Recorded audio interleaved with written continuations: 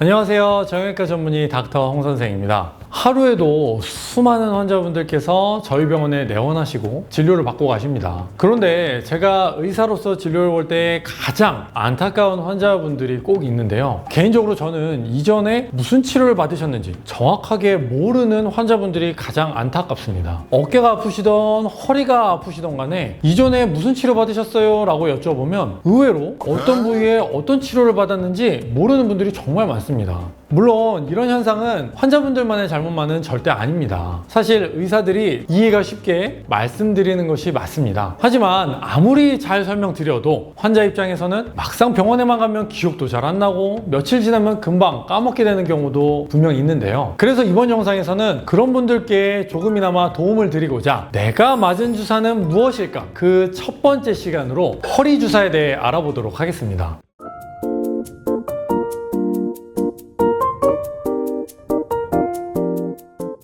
허리에 맞는 주사는 놓는 위치에 따라서 신경주사, 관절주사, 인대주사, 근육주사 이렇게 4가지로 나눌 수 있습니다. 허리 디스크, 협착증이 있어서 병원에 가면 가장 많이 권유하는 치료가 무엇일까요? 먹는 약? 물리치료? 물론 이런 방법들도 있겠지만 요즘은 주사치료를 권유하는 경우가 많습니다. 그 중에서 첫 번째로 말씀드릴 부분은 신경주사인데요. 신경주사라는 것은 정확히는 신경차단술이라고 하는데 디스크나 협착증으로 인해서 디스크에서 수액이 나오거나 신경이 눌리게 되면 그 주변으로 염증이 생기게 되고 그렇게 되면 자극을 받는 신경을 따라 저리거나 아픈 증상들이 생기게 됩니다. 이럴 때 디스크나 신경 주변의 염증을 줄여주면서 통증을 조절하기 위해 사용하는 방법이 바로 신경차단술인데요. 대부분 시암이라고 하는 기계를 보면서 주사하기 때문에 엎드린 상태에서 두세 군데에 주사하는 경우가 많고요. 주사를 맞을 때 다리 쪽으로 퍼지는 느낌이 있었다. 그러면 여러분께서 받으신 치료는 신경 차단술일 가능성이 매우 높습니다. 말 그대로 신경을 차단하고 염증을 줄이는 방법이기 때문에 국소마취제와 소량의 스테로이드 그리고 흡수를 높이거나 유착을 풀어주기 위한 비급약제들을 함께 사용하기도 합니다. 두 번째로는 관절 주사입니다. 대표적인 것이 척추의 후관절 또는 그 주변 부위에 주사를 하는 것인데요. 주사가 들어가는 위치에 따라서 후관절 주사나 후관절 내측지 차단술이라고 하는데 이 치료는 척추의 가장 뒤쪽에 있는 후관절이라고 하는 부위에 염증이 있어서 관절이 이렇게 움직일 때마다 허리 주변부로 통증이 발생할 경우에 관절 주변의 염증을 줄여주면서 관절로 가는 신경을 차단시켜 통증을 줄여주는 방법입니다. 역시 앞서 말씀드린 신경 차단술처럼 대부분 시암이라고 하는 기계를 보면서 주사하기 때문에 엎드린 상태에서 주사하는 경우가 많고요. 아픈 부위에 따라서 4군데에서 6군데까지 주사를 하는 경우가 있습니다. 이 주사는 신경차단술처럼 맞았을 때 다리 쪽이나 엉덩이 쪽으로 이렇게 퍼지는 느낌은 나진 않고요. 허리 쪽이나 주사 맞는 부위 주변으로 뻐근한 느낌이 나는 것이 특징입니다. 척추 관절 주사도 역시 염증을 줄이고 작은 신경을 차단해서 통증을 조절하는 방법이기 때문에 국소마취제랑 소량의 스테로이드 그리고 흡수를 높이거나 유착을 풀어주기 위한 비급의 약제들을 함께 사용하기도 합니다. 세 번째로는 인대 강화 주사, 프롤로 주사입니다. 허리 주변에는 관절 사이사이에 많은 움직임이 있고요. 척추 사이의 안정을 유지하면서 이런 움직임을 잘 수행하기 위해서는 인대의 역할이 굉장히 중요한데요. 디스크의 손상이나 후관절의 퇴행성 변화가 생기면 척추 주변 인대도 약해지고 늘어나면서 척추의 안정을 잘 유지해주지 못하기 때문에 허리에 만성적인 통증이 있는 경우에는 앞서 말씀드린 신경 차단술 또는 관절 주사뿐만 아니라 인대를 강화시키는 프롤로 주사를 병행해서 치료하는 것이 도움이 될 수 있습니다. 프롤로 치료는 여러 가지 약물을 조합해서 사용할 수 있는데요. 간단하게는 고농도 포도당만 이용하는 경우도 있고요. 콜라겐이나 DNA 같은 주사를 사용하기도 하는데요. 약해진 인대가 하나만 있는 게 아니기 때문에 만일 여러분께서 얇은 바늘로 여러 군데 치료를 많이 받으셨다 그러면 인대를 강화하는 프롤로 치료를 했을 가능성이 높습니다. 마지막으로는 근육에 놓는 주사, TPI라고 부르는 국소 압통점 주사입니다. 허리 주변의 근육에 과도한 긴장이 지속적으로 있어서 근육 자체에 염증이나 통증이 있을 경우에 근육의 긴장 완화의 목적으로 많이 시행을 하는 방법인데요. 허리 주변 근육을 눌러보면서 통증이 심해진 부분에 국소마취제나 생리식염수 또는 포도당 용액을 주사해서 치료하는 방법입니다.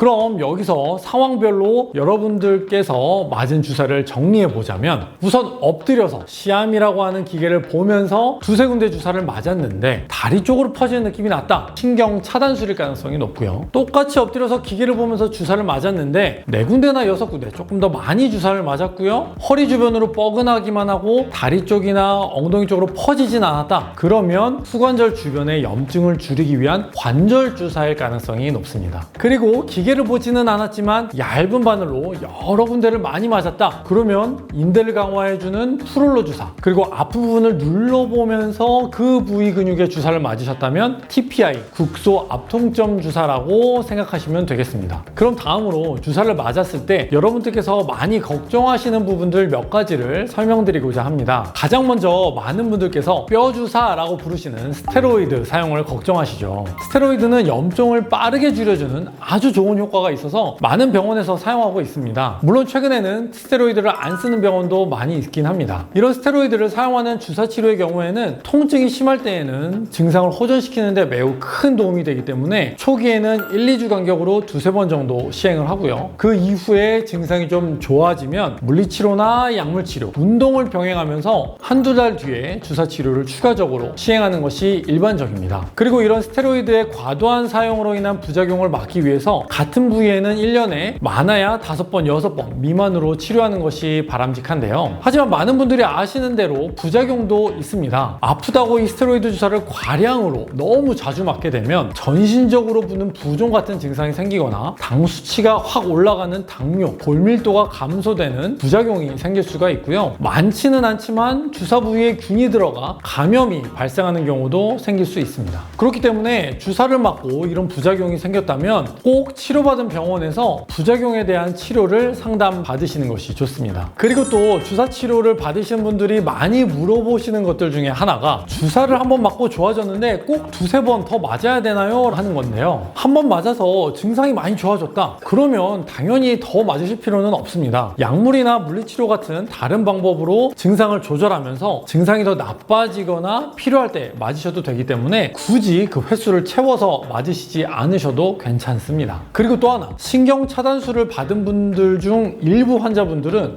아주 소량의 국소마취제를 사용했기 때문에 신경이 마취되면서 다리에 힘이 풀려서 일시적으로 걷지 못하는 경우도 있는데요. 이때 당황해서 무리하게 걸으려고 하거나 움직이다 보면은 넘어지면서 더 크게 다칠 수가 있기 때문에 꼭 병원에 있는 의료진에게 이야기를 하시고요. 병원에서 10분, 20분 정도 안정을 취하시면 금방 힘이 돌아오기 때문에 꼭 기억하시고 치료받으시기 바랍니다.